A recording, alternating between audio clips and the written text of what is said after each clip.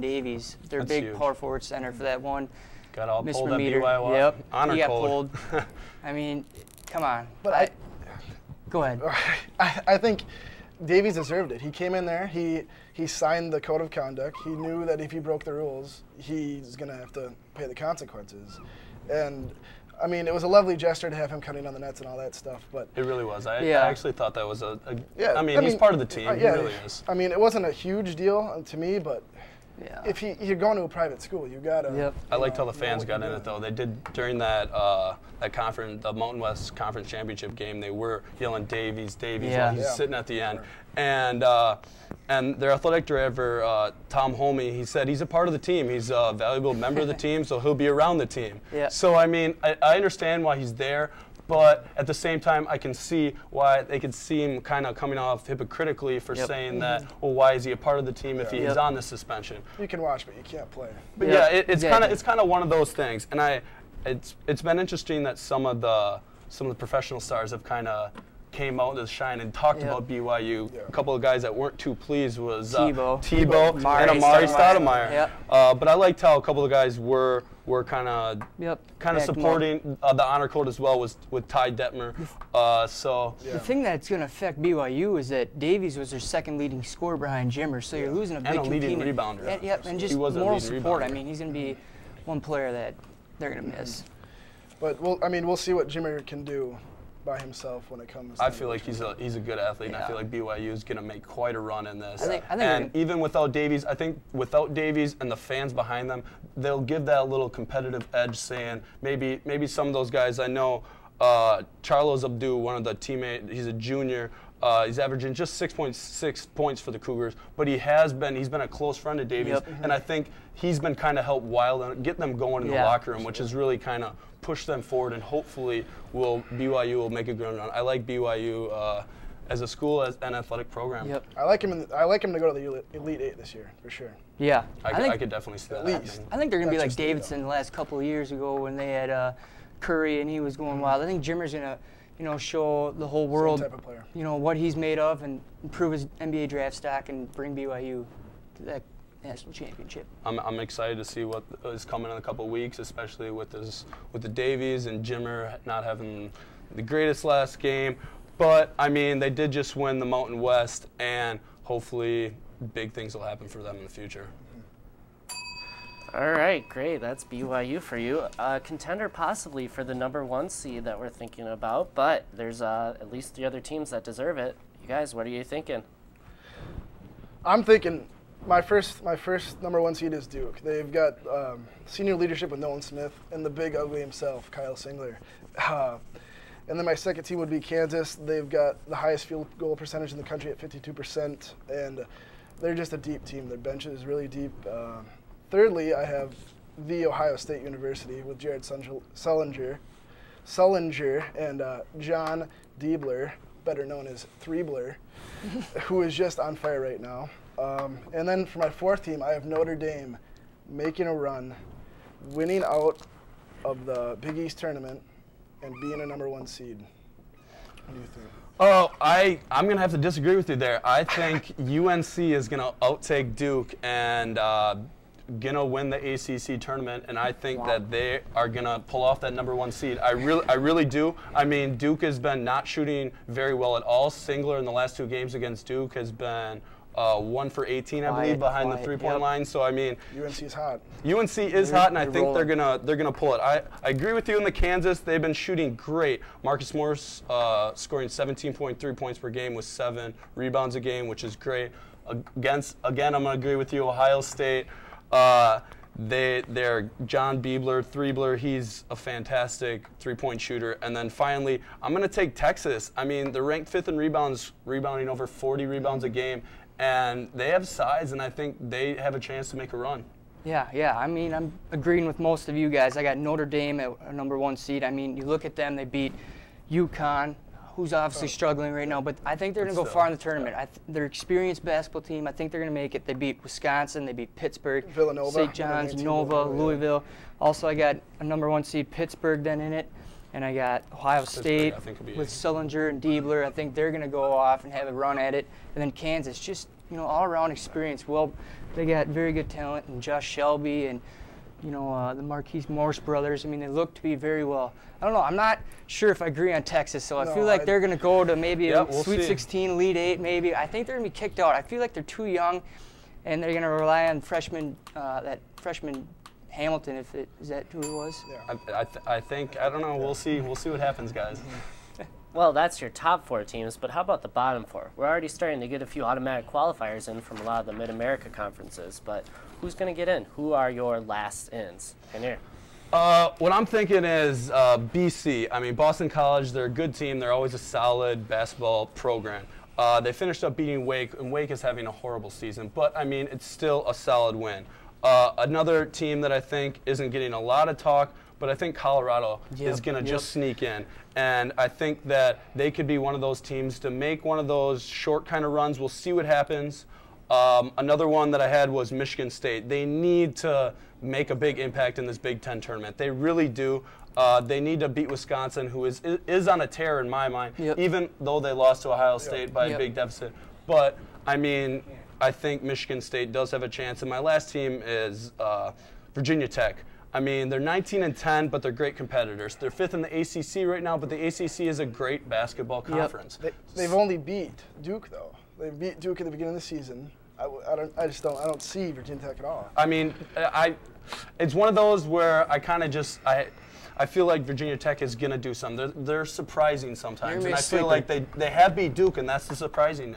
They do have the potential to beat good teams. They're going to take that Duke win into the tournament saying, hey, we beat Duke, watch out. And I think teams are going to be scared of the Virginia Tech. But going with you, I got Va Tech in there. I got actually Alabama. I believe they're going to be another good team. Alabama's they're one of those. I think they're going to get right in. I got Boston College in there. Michigan State. A lot of people don't give them the credit that they deserve. Not at all. And with Tom Izzo, a very good, experienced coach, I feel like he's going to bring it in.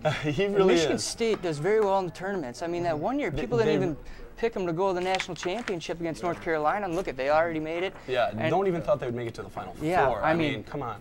They're going to be a good team. They need to make a run in the Big Ten tournament. That's the biggest thing. They need to make a run there. But I have Boston College. They have to beat Wake Forest again. They're going to do well in the tournament. I have Alabama. They've only lost 4 games since December 21st, and they're on a roll, and they'll get into the big dance. And USC, I believe. They beat Texas early in the year, and they've only lost to Kansas by 2. I agree with you on that. I mean, I think they're definitely one of my last ends. Well, that's enough for that one. So let's get a quick hit on this last one before we go to our next break. Bracket Buster. Who is it? And tell me quick, and that's going to make your choice on your points. Geiger, what do you got? Kansas State, watch out. They're in a 6-game winning streak, beating Kansas, Texas, and Mizzou. Poland's on fire, looking for an All-American deal. I think they're going to go far. I'm telling you, watch out for the Indiana State Sycamores. They're channeling their inner Larry Bird, and they're going to make a run. They're going to make the Final Four. It's going to be awesome. I think Utah State Aggies, they're first in the WAC conference. They did have a big loss against Idaho on February 9th, I believe, but they got Ty Wesley, big 6'7" forward. He's averaging almost 15 points a game, almost 8 rebounds a game. The WAC, people don't give enough credit. So I think Utah State, watch out. They're going to be my bracket buster. All right, so there are your bracket busters. We'll be right back with our final segment where we finally determine a winner. But first, let's take another look at those perfect pets.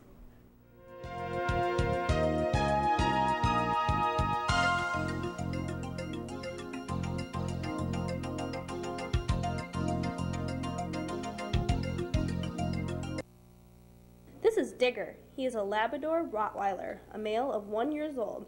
He is quiet, handsome, playful, and wiggly. He is house-trained and would do well with other pets. This is Crimson.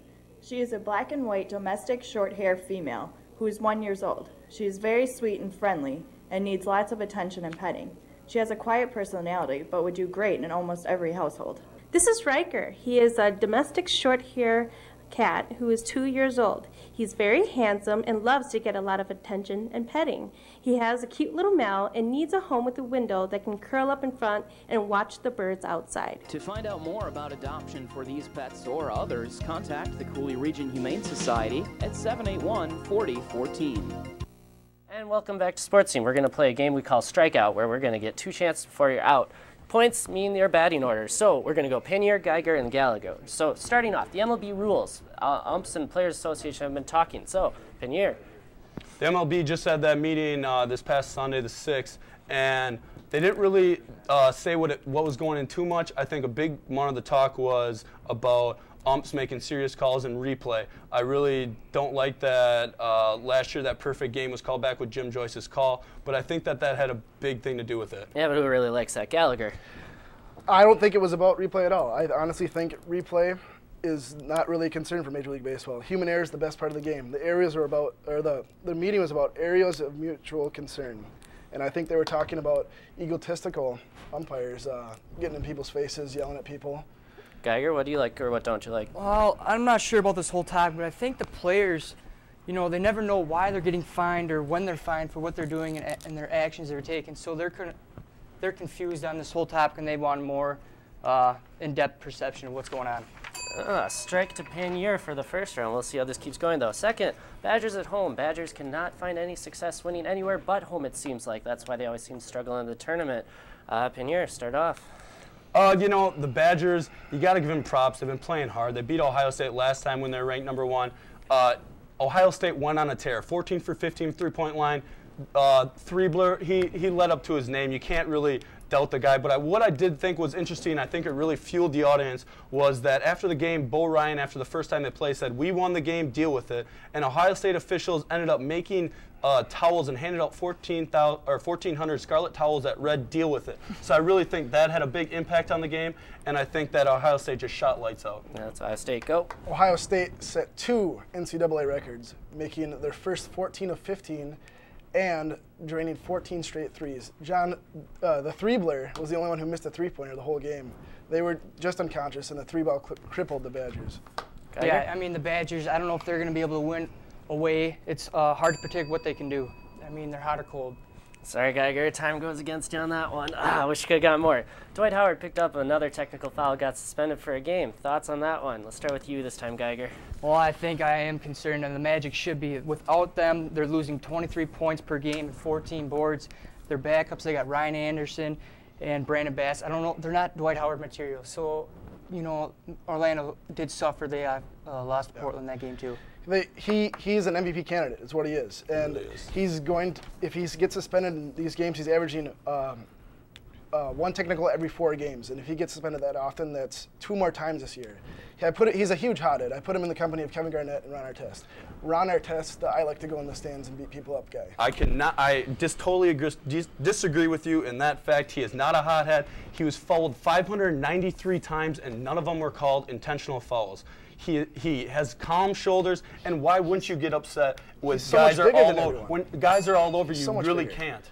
All right, guess what? Strike to Gallagher. This one's going to be close. We'll see. Plexico Burris coming out of jail finally in the middle of June. I think any team's going to give him a shot. Gallagher. He's 6'5". He's 34.